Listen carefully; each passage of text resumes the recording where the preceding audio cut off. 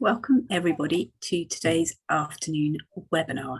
You probably know that we're doing webinars at lunchtime and at 4 o'clock every day this week on different aspects of land and nature, running in parallel with Churches Count on Nature, which is happening as we speak all around the country.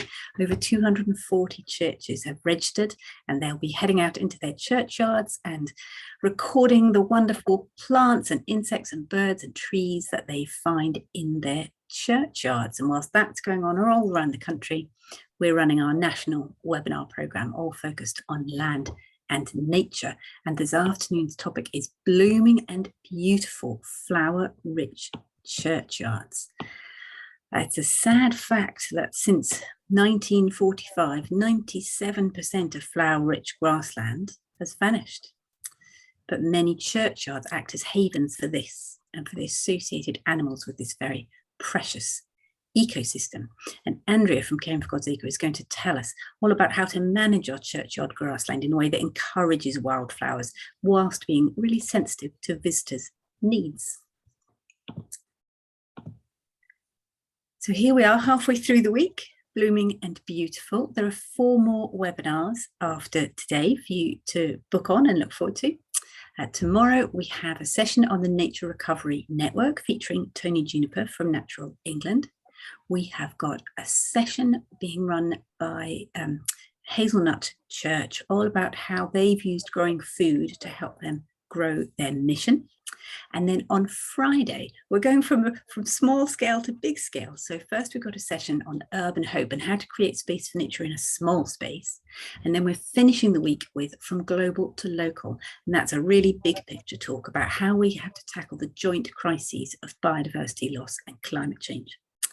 And then after Churches Count on Nature is over for the year, we'll be turning back to our webinars on net zero. So there's a session in June on the upcoming faculty rule changes, and then there's a session in September on parish buying and 2x2 and how they can help parishes through central procurement of things like energy audits and solar panels and heating systems. For the housekeeping today, we'll be using the Q&A as usual for the questions rather than the chat. So please do find the Q&A and pop your questions in there. You can also do a thumbs up next to other people's questions. And then the ones that rise to the top, those are the ones that Andrea and I will start with when she's finished her talk. After today, I will send you the slides and any links that are in the chat, and the recordings of the webinars are all being shared through our website. It might take me a couple of days, given that we've got 10 webinars this week, but they will all be shared through our website. Andrea's running her session just a slightly different bit in terms of the technical side of it today, in that she has pre-recorded her presentation. So once I've finished doing the housekeeping, Andrea will play her pre-recorded PowerPoint, and then she'll be away. Then she'll be available at the end for questions. So Andrea works for the conservation charity Caring for God's Acre. I do hope that you've come across them. They're the most wonderful organisation, and their website is full of resources to help you manage your churchyard.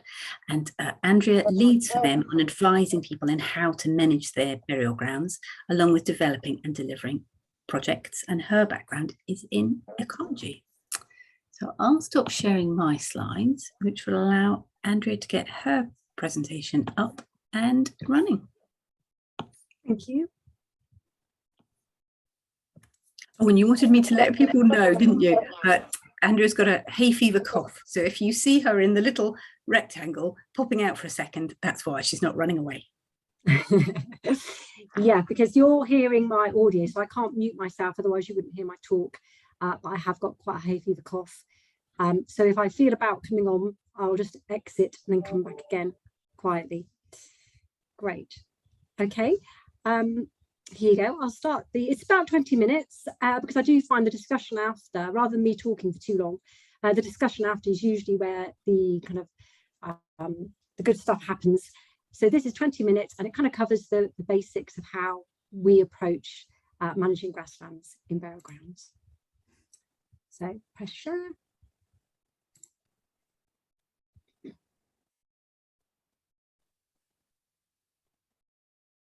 Conservation of all burial grounds. We work towards these sites being beautiful, welcoming and connected to their communities. We're a national charity covering England and Wales and 2020 was our 20th anniversary. We focus on the conservation of the natural, built and social heritage and support burial grounds of all types and sizes, ranging from small church or chapel yards to green burial sites and urban cemeteries.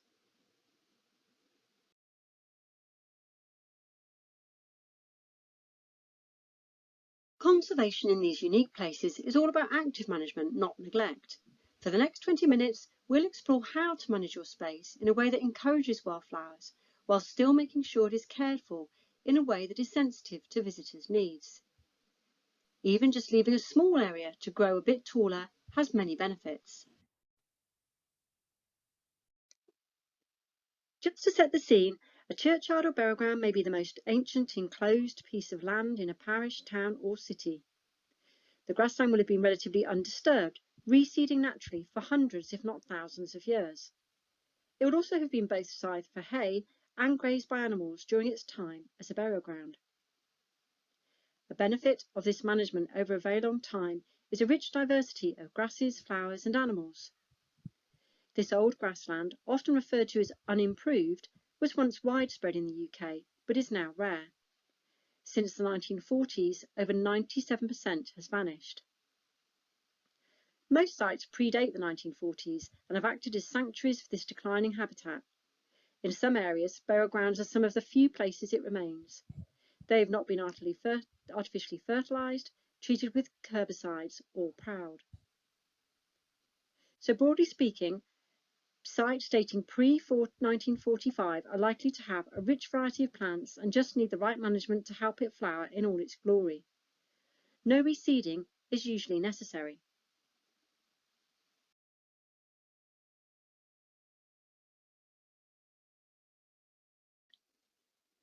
A mixture of grass heights is best for wildlife as each type benefits different plants and animals. These heights also suit the various usages of the site. The variety of heights to consider are short, medium and long.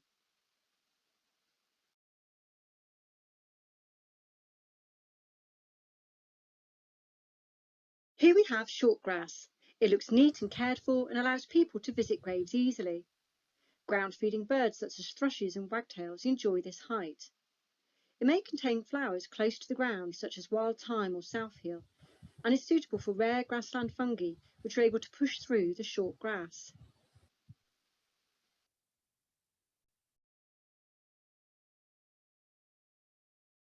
Medium grass length is grass that is cut to a height of 10 centimetres or 4 inches. It can be cut with an ordinary mower, just set the cutting bar higher than normal. It can be cut less often than short grass, so fewer resources are needed.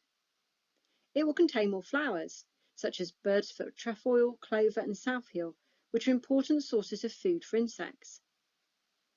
The height makes it beneficial for other invertebrates, small mammals and reptiles such as slowworms. We would also always recommend keeping short grass or medium length grass where you have areas containing memorials that are still being visited or areas where you have summer fetes or gatherings. Keeping a strip of short or medium height along the edges of paths can help keep your management looking intentional and really sets off the beauty of the longer flowery areas. Having paths cut through any areas of long grass is always welcomed by visitors.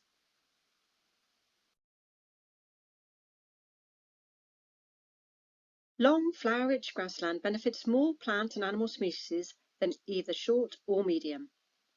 Increased grass length can lead to improved carbon sequestration and soil health. Grass left to grow longer will root deeper, utilise water and resources more efficiently, and thus have the potential to sequester more carbon. If the site is old and unimproved, then the range of flowers may be spectacular. The key to encouraging wildflowers to grow is keeping the nutrient level of the soil low. If the soil nutrients are too high, then coarse grasses such as Yorkshire fog, false oak grass and cocksfoot will use these nutrients, grow tall and outcompete the finer grasses and wildflowers. So how do we keep the soil nutrients low? The main way is to pick up grass clippings after every cut, whether that be cutting a few centimetres off or a few feet. Next is to keep designated wildflower areas away from your compost areas, because the compost will leach nutrients into the soil. If you have areas of long grass in the summer, Cut and remove this grass before it turns yellow or brown, otherwise the nutrients will just go back into the soil. Also, you can introduce yellow rattle. The flowers found here are perennials, not annuals, and you won't find flowers such as poppies or cornflowers. This is because annuals such as these grow where the ground is regularly disturbed, such as by ploughing or digging. Managing long grass obviously requires less mowing in the growing season than short or medium grass does, saving time and money. However, when it is time to cut, there's a lot of work to do in a small amount of time. There are lots of grass to deal with, so good planning and organisation is necessary.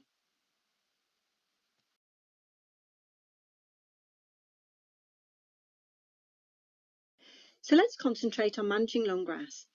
Firstly, leave it to grow and flower for around 12 to 16 weeks without cutting it. You can choose this 12 to 15 week window. So, for example, if you stop cutting around mid-March, 14 weeks later is the end of June and due a cut. If you stop cutting around mid-April, then 14 weeks later is the end of July and it's due a cut around then. The reason why it's best not to leave it for much more than around 12 to 16 weeks, depending on your site, is to do with fertility. Remember that the key to wildflowers is low fertility soil. As mentioned, the idea is to cut the grass and remove it before the nutrients from it goes back into the soil. So it needs to be cut when it's still green. If it looks like the photo here, then instead of removing the nutrients when you cut the grass, the nutrients will have already gone back into the soil. The other disadvantage to leaving it until it's well over is that it's harder to cut and looks quite scraggy, so you're far more likely to get complaints.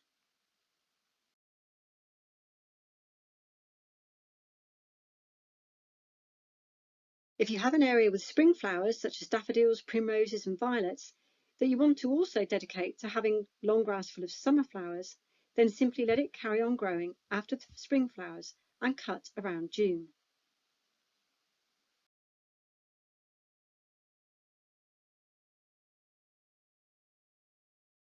When you're deciding where to leave grass to grow long, there are a few things to consider. Firstly, meadow flowers won't thrive in shady areas, they need light. So have your meadowy areas away from trees or areas shaded by buildings. Next, as we've heard, low nutrients is key for wildflowers. So keep your wildflower area away from spoil heaps, bonfire areas, and away from the compost area. Next, choose areas that you already know are quite species diverse. Do you know if anyone has already completed a survey of your site? Maybe contact the local wildlife trust, your local record centre, and also have a look at the National Biodiversity Atlas webpage, which I'll pop a screenshot of at the end.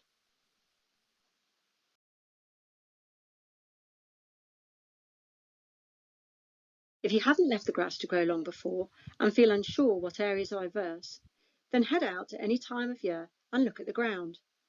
If you can see lots of different leaf shapes, then that area has a wide variety of perennial meadow species. So choose these areas if you can. So now we've gone through some of the basics, let's see what this looks like in practice.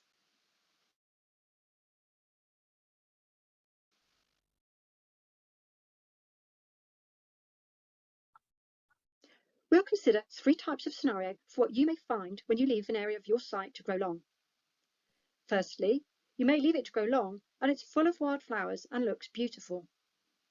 Next, you may leave it to grow long and it looks okay, but there are not many flowers and it starts to look pretty messy halfway through the season. The final scenario is that you may have a neglected area that has been left long for more than a year and you realise you have some work to do to restore the species richness of this part of the site.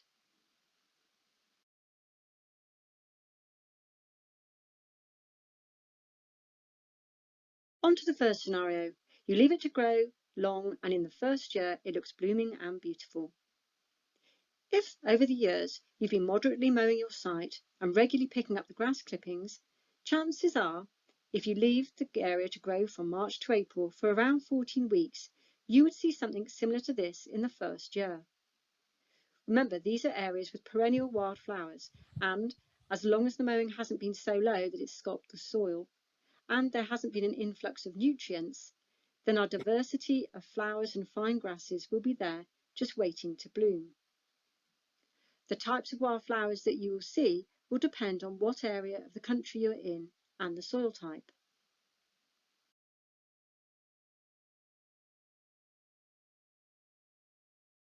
Okay, so on to scenario 2, and this is probably the most common scenario. You leave an area to grow long and it looks okay, but there are not many flowers and it starts to look a bit messy halfway through the season. This is usually because the soil is quite nutrient rich and the coarse grasses such as Yorkshire fog, false oak grass and cocksfoot are enjoying taking up this nutrients and growing tall, but this leads them to outcompete the wildflowers which start declining. This is often due to years of grass clippings being left on or mulched in, and the long grass being left too long before it's cut. Therefore, the nutrients are going back into the soil rather than being removed. The solution to this is to ensure the grass is cut early enough and the grass clippings are removed after every cut. After even just 2 or 3 years of doing this, you'll notice an improvement in the number of wildflowers. These areas may also benefit from the introduction of yellow rattle, which we'll cover a bit later in this talk.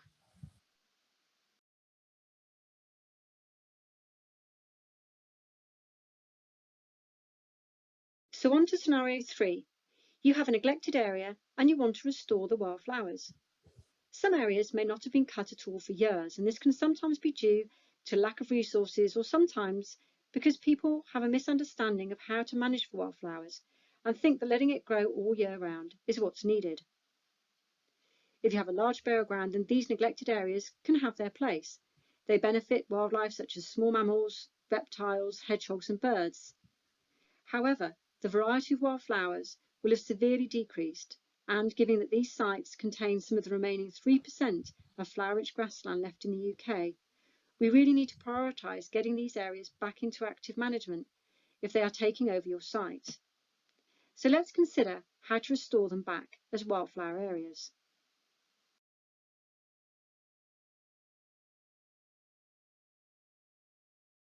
These areas tend to be dominated by coarse grasses and scrub.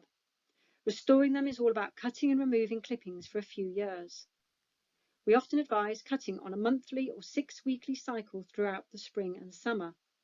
This will reduce the strength of coarse tussocky grass and start to create the right conditions for finer grasses and flowers. If you don't have the resources for cutting every 6 weeks, then try at least to cut 3 times a year, in early June, early July, and then early September. You may need to do this for a couple of years and then follow on with the cutting regimes for long, medium or short grass depending on your plans. Once it is starting to be under better management, you may want to collect seeds from other areas of your site and sow them here. Also, you could carry out a few turf transplants between this area and a more diverse area of your site. Always make sure you're not spreading around any unwanted species if you do this though. Some sites have Japanese knotweed, for example, which you wouldn't want to be spreading to a different area.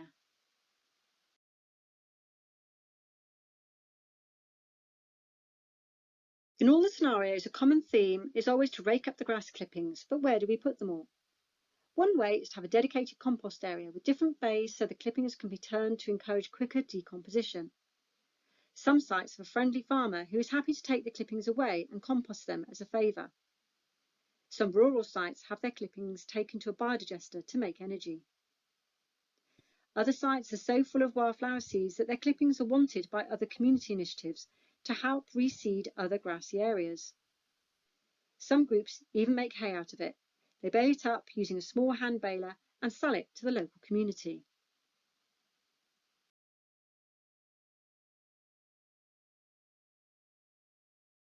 I mentioned yellow rattle, which can be a magic bullet when it comes to managing for wildflowers. This is because it is an interesting feature of being hemiparasitic. That is to say, it photosynthesizes, but is also partly parasitic on the roots of a host, and that host can be grass. So basically, where the yellow rattle grows, the vigour of the surrounding grass is dramatically reduced, sometimes by 50%. As well as this, it creates helpful gaps for wildflowers to fill. It is an annual and needs to be used the same year it's harvested, and it needs to be sown on bare soil before the winter because the seed requires a prolonged period of growth before it germinates. We always find scarifying the soil with a rake or spreading some molehills to sow the seeds on really helps with the germination rate.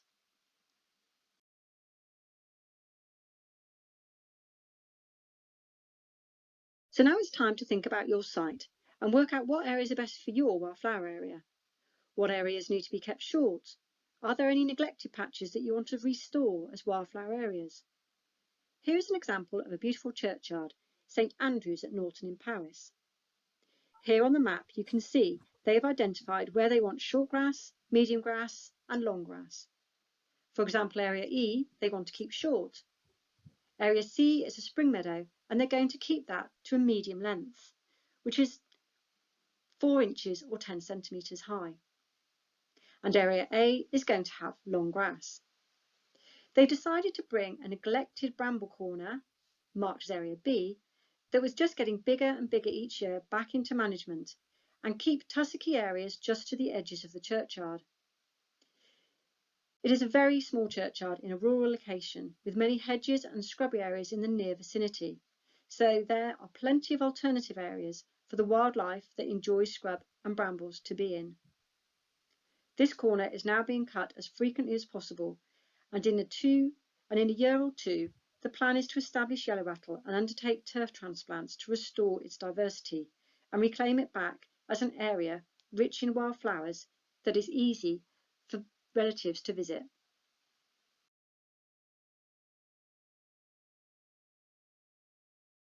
Area A, that has been managed as wildflower area for a few years now, is really coming on.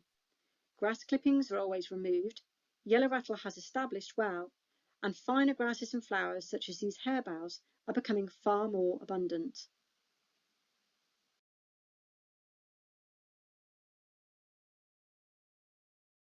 Once you have your plan, remember to let the wider community know what you are doing and why. In our experience, when groups make it clear that they are managing their site for wildlife as well as for people, they often find it's much easier to engage more of the community. With a written plan and map, it's easier to organise work parties and delegate tasks. For example, pop up a poster in the porch, put an article in the parish magazine, put a laminated sign up, mention changes on social media, and chat to visitors. This is a great time to invite local people to tell you what they've seen in the burial ground. Have you got a botanist who can do a plant survey? Is there a bird enthusiast who can let you know what birds visit your site?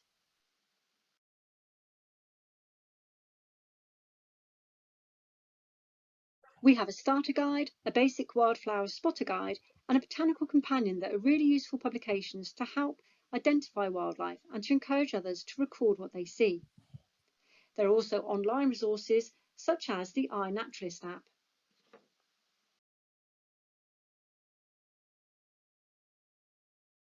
To find out what others have seen in your site over the years, ask around locally.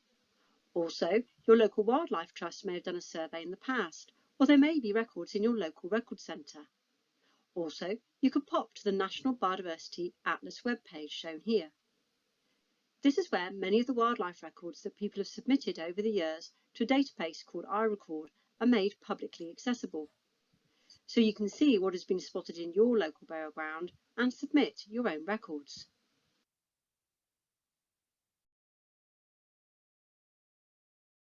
If you'd like to find out how we can support you managing your site, or if you're just generally interested in the fascinating heritage of churchyards and other burial grounds, then pop to our website for free resources and mini-films. Discover flower-rich sites near you by visiting our Burial Grounds to Inspire webpage, where we're mapping sites that we'd recommend visiting in the summer months. Also, if you have a well-managed site that you feel could be on this map, then do let us know. Sign up to our e-newsletter and also send us your wildlife records. And like many charities, we're a membership organisation, so from as little as £2.50 a month, you can join us and receive a welcome pack, a biannual newsletter, early invitations to events, discounts on our materials, and access to our vibrant online community area, where members have access to a range of webinars, resources, and ongoing support.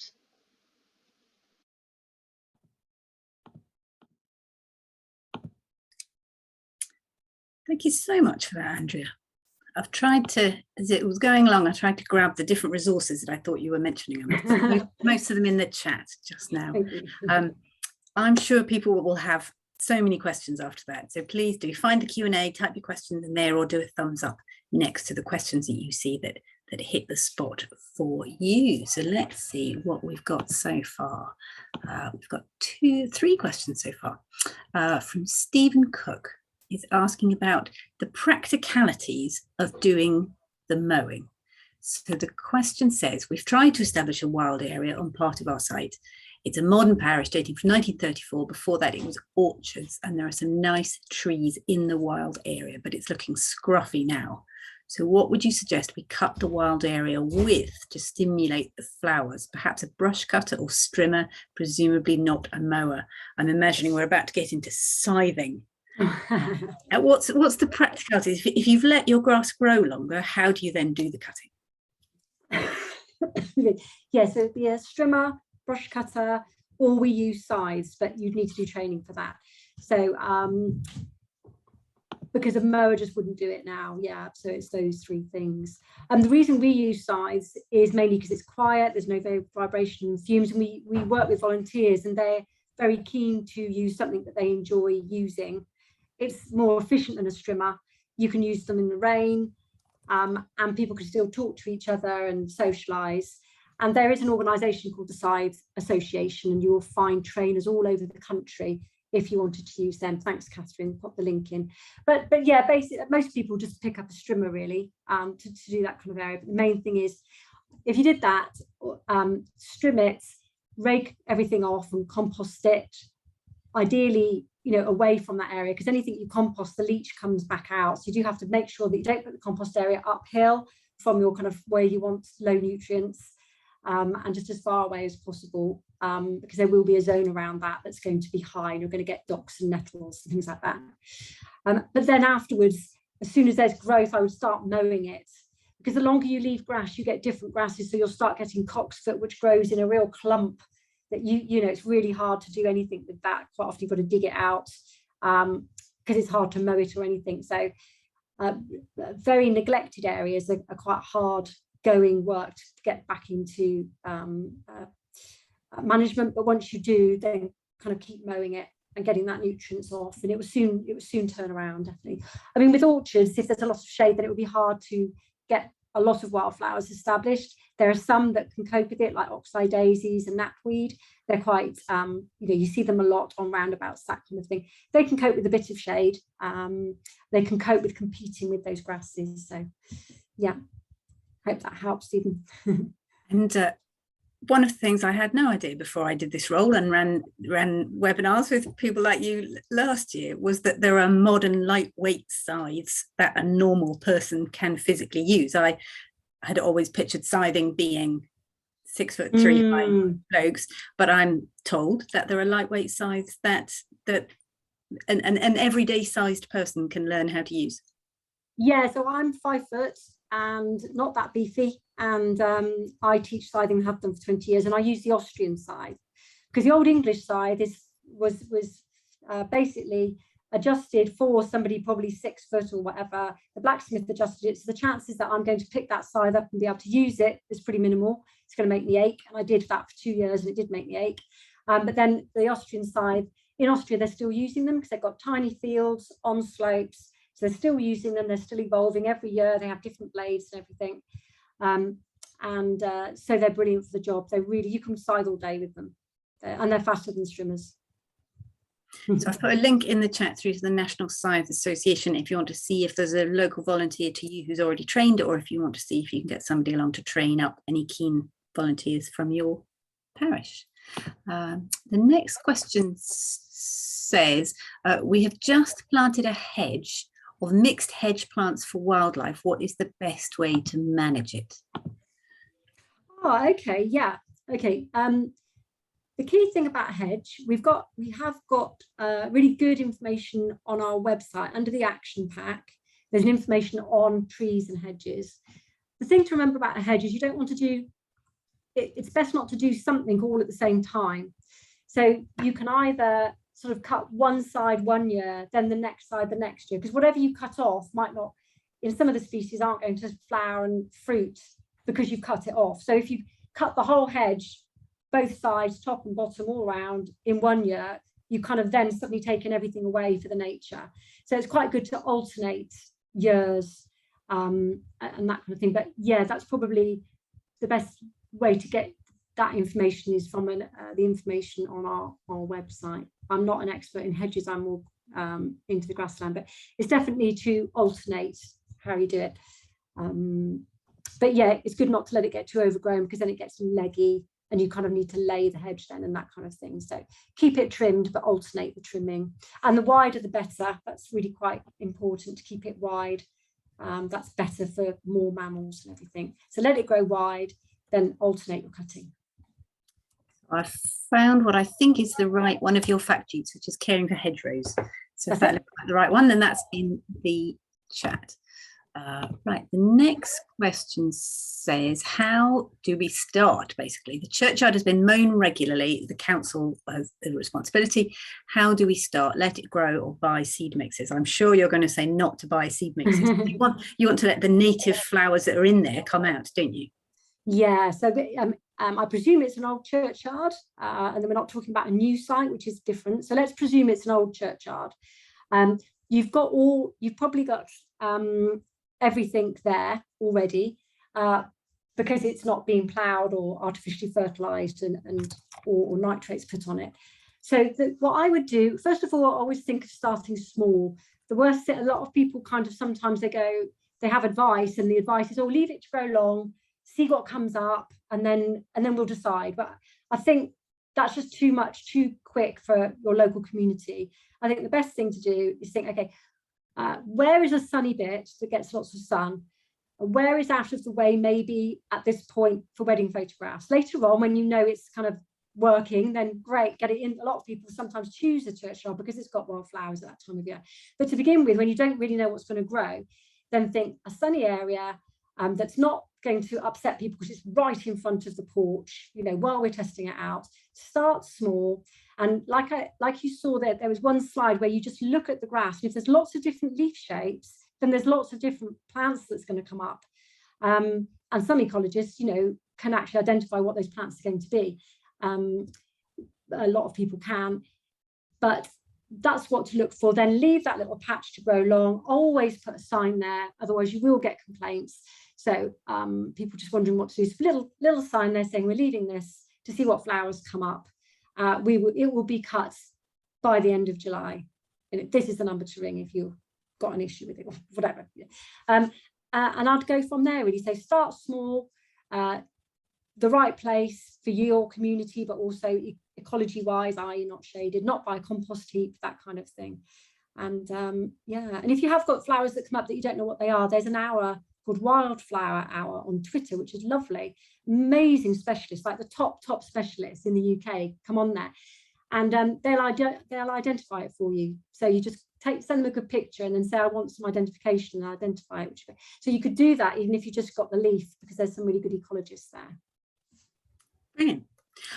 I was trying out the iNaturalist app this weekend for the first time because of it being Churches Count on Nature, and it is so intuitive to use. Once I've got so the iNaturalist app will make you suggestions based on a photograph that you take. So you install the app on your phone, say that you're part of the Beautiful Burial Ground project, and then you can go up to a plant and photograph it, and then click make suggestions, and it will say, we think it's this plant, this plant, or this plant, and you click on the one that it is, and that's it. You've made a record. I mean, took me 5 minutes to figure it out. So I would really say, if you're walking around in your churchyard thinking, what is that, then get the iNaturalist app.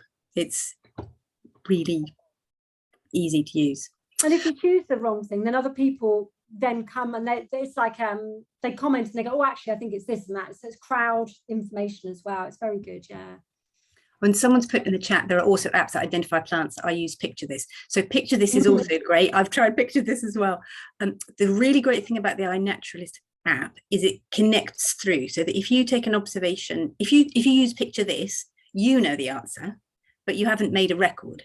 If you use the iNaturalist app, then once you've taken the photograph and decided what it is, that then links through to the National Biodiversity database. It gets verified by somebody locally, and then it links through into the Church Heritage Record. So it's a really good way if you want to record what's in your churchyard. Picture This is a really good app if you just want to know for yourself what it is that you're looking at.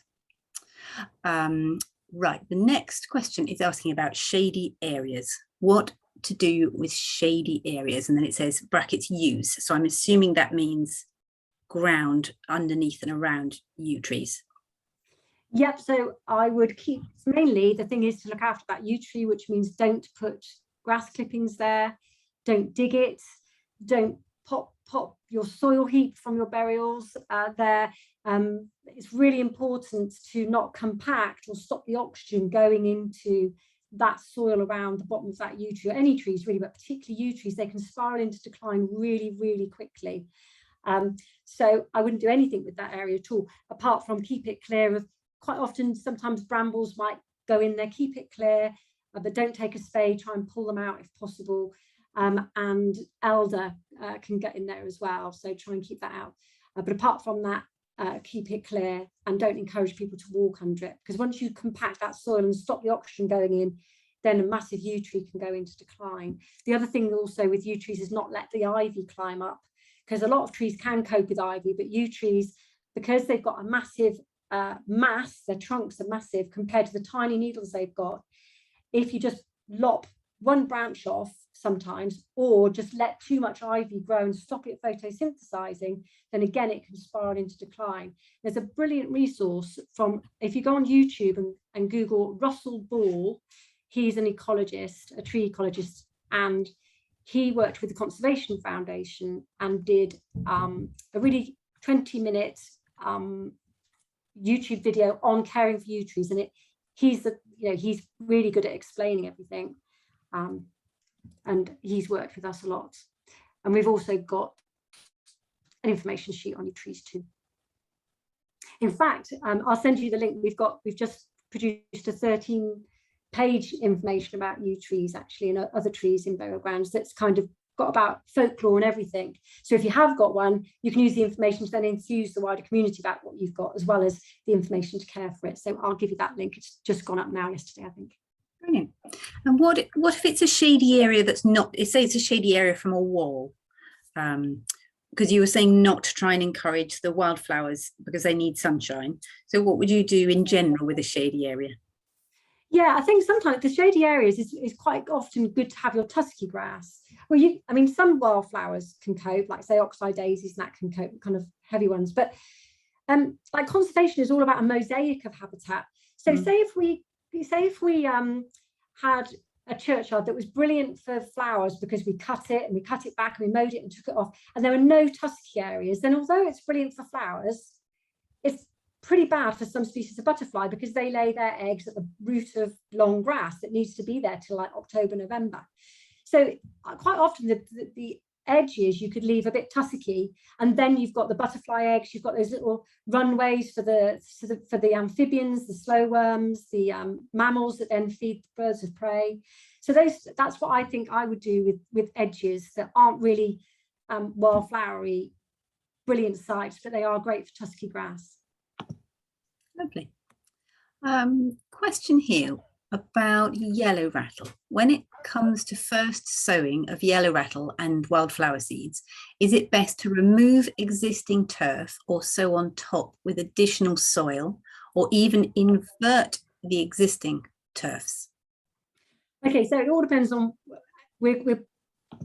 let's presume that it's a churchyard and you've got the remaining, which means that your habitat is so special, it's the remaining 3% in the UK, and we're losing it all the time. We are losing it all the time.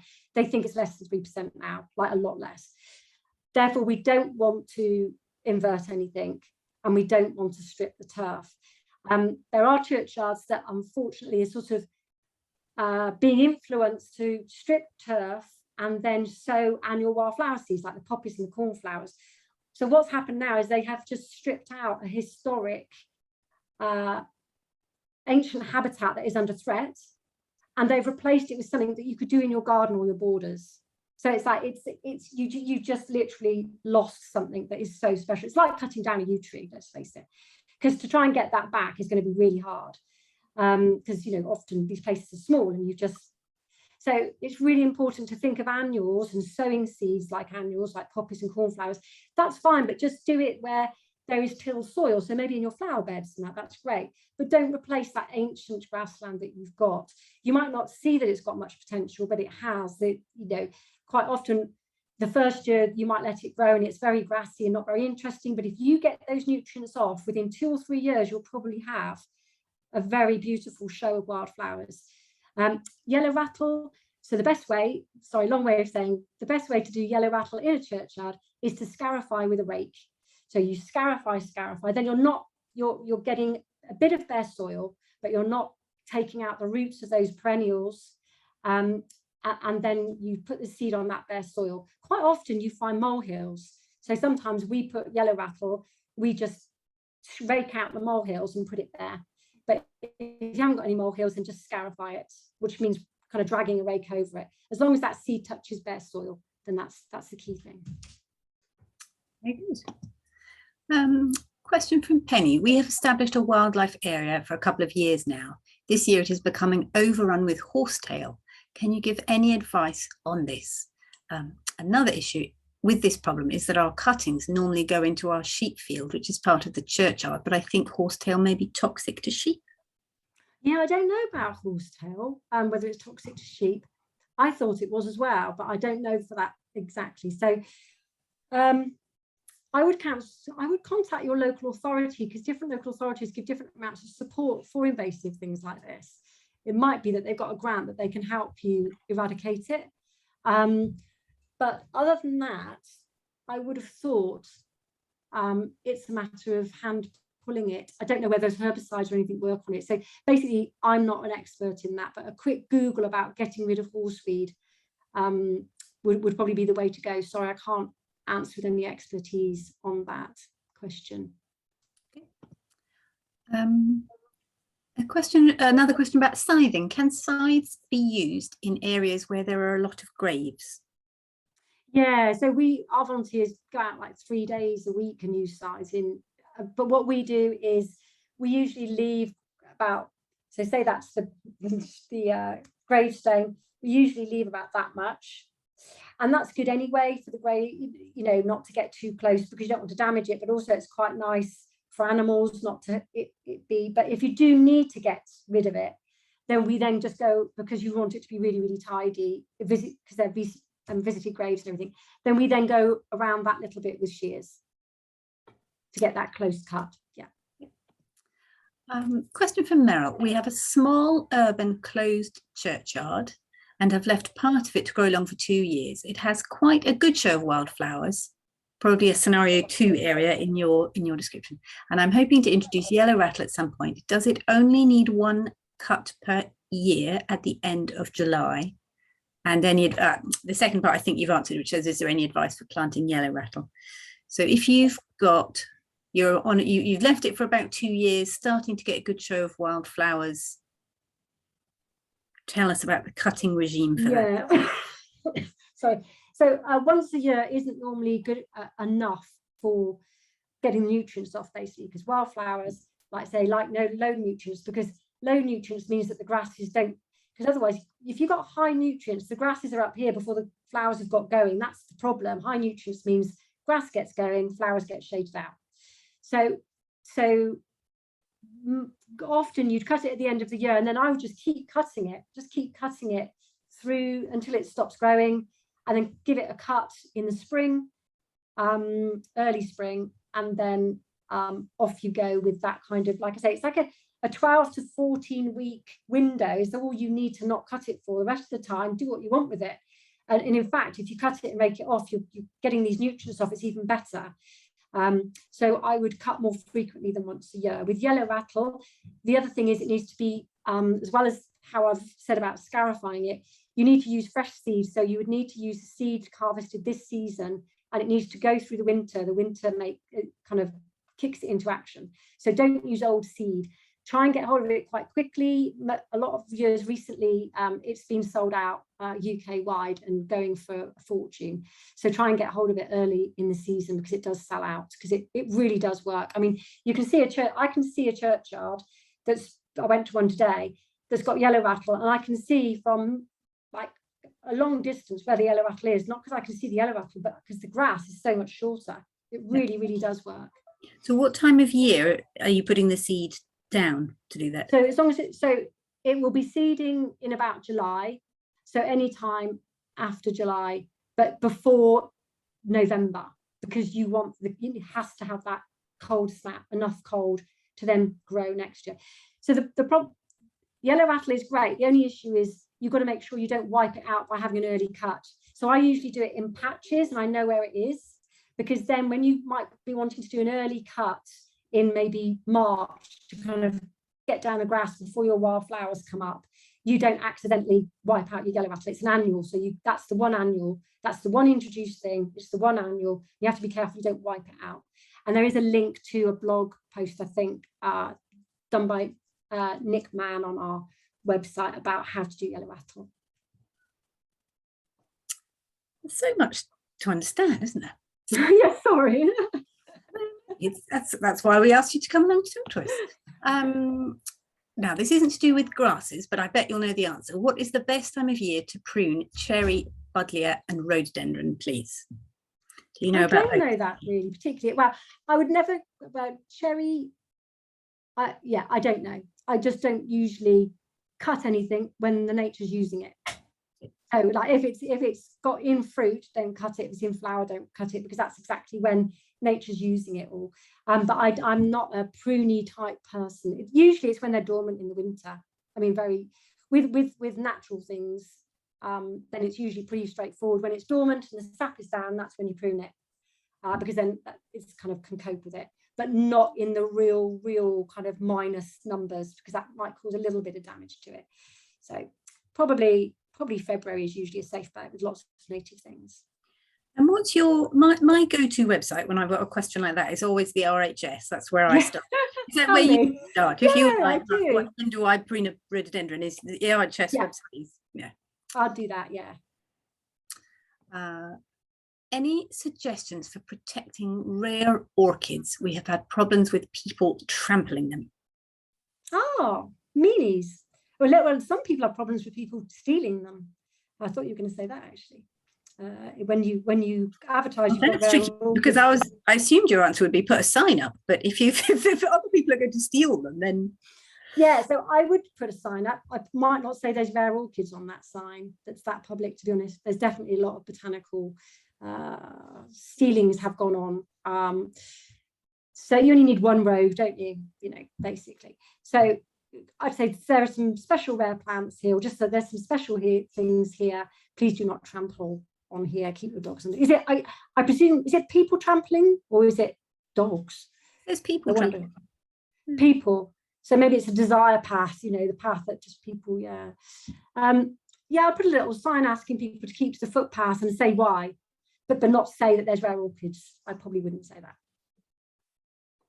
I remember one of the things that you spoke about last year was just putting really simple roped off sections, just having, you know, a cane or a post in the corner and a bit of rope between them, saying we're managing this area for nature, so that people know that area is the area not to walk on. And also the people who think it looks untidy, it creates a tidiness of saying we're being untidy inside this area. Yeah, understand that it's not that it's being neglected, it's being actively managed for nature. And I guess it's kind of similar with this, isn't it? It's having that area that you're saying, no, this bit's for nature. Yes, yeah, that's it. If you can, if it's appropriate to, you know, if your PCC will accept roping it off a bit, it doesn't have to be thick, but it can even just a tiny little bit. Then, I mean, you can even put bunting on it just to make it look jolly, because it's not going to be there all year. It's only going to be there for sort of 6-10 weeks, maybe a bit more. So yeah, I'll do that if you can.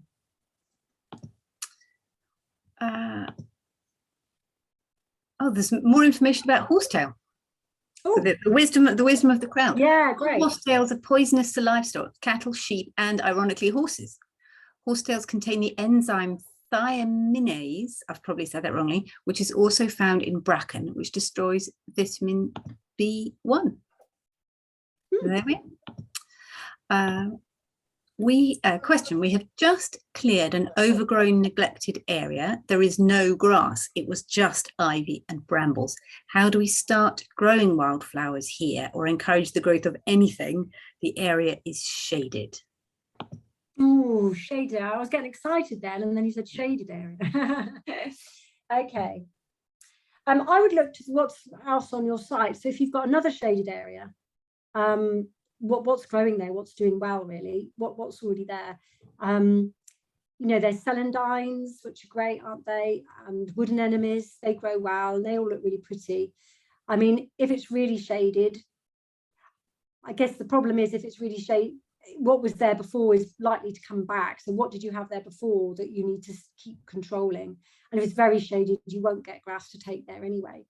Probably ground elder will come up and that kind of thing. But, you know, that's fine. Just keep it under control, really. Whatever, have a look at what comes up, and try and transplant maybe stuff from your other shaded areas, if they're things you want, into that shaded area. So it could be, like I say, wood anemones, snowdrops, bluebells do great in the shade, but not Spanish ones because that's a bit of a pain. Those kind of things, celandines, and try and get that kind of wooded stuff going rather than the summer meadow plants. And if you've got another neighbouring church which lets areas grow long, could you go after they've mown theirs and get the seeds? Can you move things from sort of site to site? Yeah, you can. They've found recently that so you can do it in various ways. You can just go along and just ask them if you can just pull the seeds off the grass and the flowers, pop it in, then that's great. The other thing is green hay. So when it's cut, you grab it and put it on your site. But the thing is that you need to move quite quickly, because if you cut long grass and it's in a pile for more than a few hours, it will start heating up and it kills the seed. So researchers found that literally 2-3 hours and some seed starts dying. So get that over to your site really quickly. The other thing you could do, say if it wasn't that shady and you did think grass and flowers could thrive, you can do that turf transplant where you get a bit of turf from a nice bit of your churchyard and put it there. The only thing is if you have undesirables like bramble under the tree, you don't really want to be putting that in your churchyard. So you just have to be careful of what you're doing with the turf transplants, what you're taking into your nice bit. Just be a bit careful with that. And harvest seeds from your own burial ground, you know, your own churchyard, and bung it under there. But see what is growing in, you know, it all depends on how shady it is, really. Right, we've got 2 questions left. Do you have people at Caring for God's Acre who can come and advise us personally on growing wildflowers on our small grassed area? It depends on where you are. We can work on the ground. We work on the ground in this area, which is like Shropshire. So we would if you're in Shropshire, Herefordshire. Mainly, we do travel quite far, but usually there's a fee attached to that. So I think it's a couple of £100 if you want us to visit, and then write up have a visit with your group, write up what we found, our advice, that kind of thing. And then there's some people who commission us to do a whole full management plan. So at the moment, we can't travel far without the expenses being paid, unfortunately. We can do it virtually though, for a lot cheaper. So sometimes I have a meeting on Zoom, and then people go away and film their burial ground. We come back, and with their whole group, we chat through things, and then I advise, that kind of thing. So that's an easier, more cost-effective way of doing it. And if someone listening was interested in that kind of service, how would they contact? Yeah, it's on the website, or just email me and I can send them the link. But the services are on the website of those 3, or Andrea at CfGA. Are you happy to pop that in the chat and then? Oh yeah, can I get to that? I can now because I can move. Here you go. Right, and then the final question says, sorry, I'll let you just do that before I.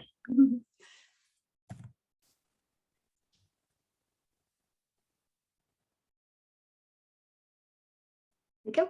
Thank you. The final question from Alison, who says, we have a large area of bracken on a bank, which is also populated by bluebells. The bluebells seem to be doing less well than they were in the past, and we believe the bracken may be the cause. Advice welcome for a church set well away from the active community now and has a limited volunteer base of older people. So I guess the first thing is bracken likely to be causing the bluebells issues? And then the second thing is, if you don't have many active volunteers, how to go about trying to yeah, okay, so bracken may be the cause of bluebell declining. It may be because the grass is left to grow too long the rest of the year, so the bulbs are struggling. I'm not sure, but obviously expanding bracken is a bit of a problem. We've had quite a lot of this in Wales. I live in Wales, and there's a lot of Welsh churchyards with problems with bracken. I'll tell you, the great people to bring in are the probation service, so the community payback. I don't know whether you have them active. They're quite often, if you contact your council, they'll give you the number of the team leaders, but they're usually very much looking for physical jobs like that. They don't use scythes. They'll probably bring along trimmers and stuff, but that's fine. And they will really try and keep on top of it. That map of Norton, that was really bad with brambles and everything, and that was the community payback that came week after week and dug them out and everything. So there's certain jobs they don't do, like fires and things like that, but they do physical heavy work, and they get through a lot. So I would definitely contact them. They quite often really like working in burial grounds because they don't get shouted at like they do if they're in a public park, and that's quite a lot of antisocial behaviour directed towards people invest that are obviously doing community payback, but that doesn't happen in a churchyard. So it's a really nice way of making that bridge to that group of people as well, actually. Yeah, but basically bracken needs cutting as often as possible to keep it under check.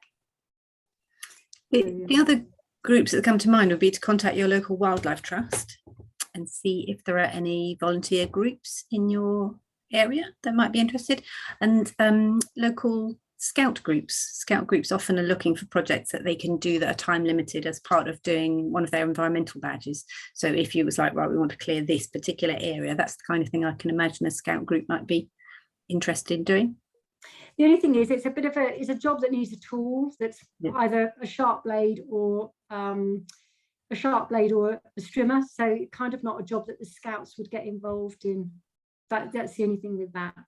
They're kind of more likely to build a bog hotel or whatever, but yeah, Duke of Edinburgh, that might be good, that might be better, because they'll have a teacher with them that might be able to